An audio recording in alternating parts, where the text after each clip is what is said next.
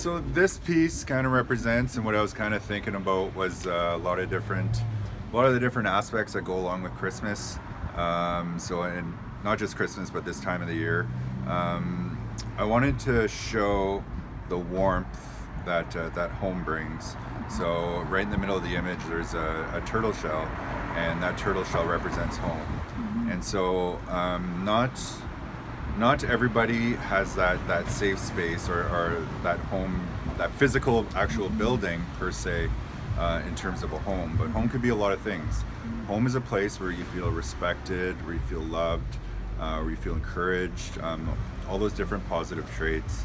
And so home doesn't necessarily have to be that physical building, but it can be with a person, with somebody you care about and somebody who cares about you.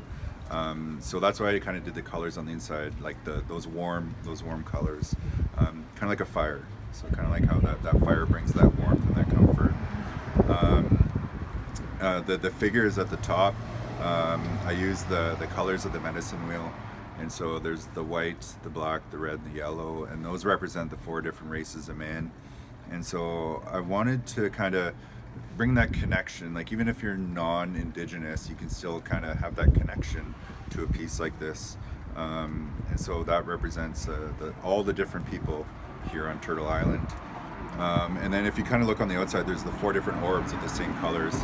And the medicine wheel has so many different teachings. And some of the teachings are about the 4 directions, so north, south, east, and west. So thinking back to that home concept, home can be anywhere.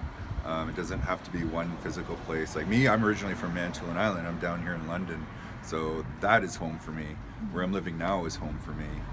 Things like my parents' house, that feels like home. It's because of those feelings and those positive things that go along with that association of home.